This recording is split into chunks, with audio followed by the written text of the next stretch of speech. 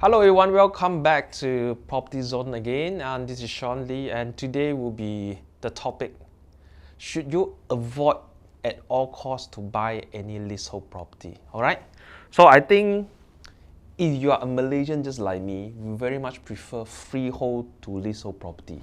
Alright, if everything remain the same, but there's no such thing, everything remain the same.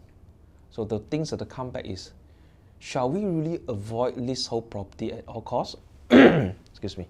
So it has come back to the thing is, people prefer freehold to leasehold, but people dislike leasehold for different reasons. Mainly it comes down to three reasons. Why people just don't like leasehold. So let me just go through the three of the most common cause and see anyone clicks for you. Number one, a lot of people are thinking about, if I were to buy a freehold property, it should appreciate much faster than a leasehold property. Is that true?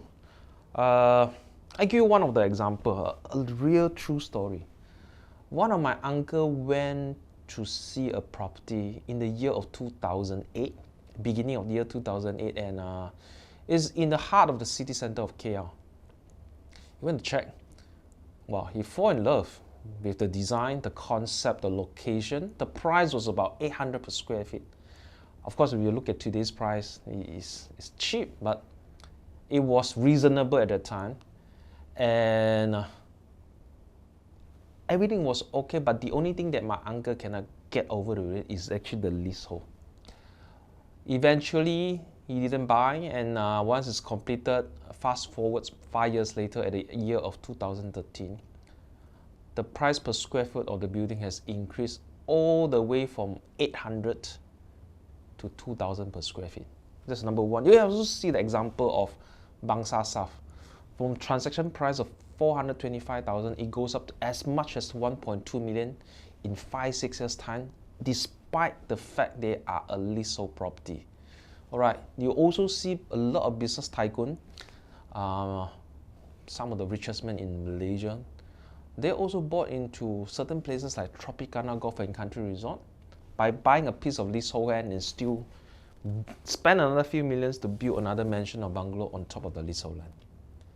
So if leasehold is really so-called cannot buy, why do you think business tycoon, richest man in the world, billionaire in Malaysia, will still buy the leasehold land, despite the availability of freehold land just nearby? Number one. Number two, the second reason people do not like to buy leasehold is they are very concerned about the land is being taken back by the government. Can the government take back a leasehold land whereby your property is occupied? The answer is definitely yes. But don't forget, according to National Land Code, even you are actually staying and occupying a freehold land, the government has every right to take back the land by giving you a certain compensation. Example, Ampang Park, right? Ampang Park is a freehold property. When the government want to acquire the MRT, the land to build an MRT station, owner has no right to say no, but they have to comply and maybe negotiate a bit on the pricing. That's number two. Third, a lot of times people have the mindset, because it's a real estate, because it's a property, it's a hard asset. When people want to buy, they actually think about passing to their next generation, or maybe the generation next to their next generation. They want to pass to their grandchildren.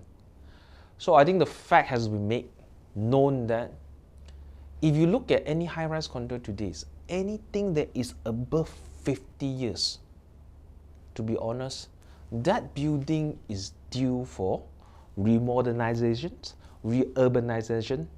It's still time for the building to be taken down and to be rebuilt. So to be honest, even real estate is a hard asset. Just because the leasehold title shouldn't stop you from actually gaining the things at today's prevailing price. And most important, if you want to buy a leasehold property, location, developer reputation, and most importantly, the remaining lease of the leasehold.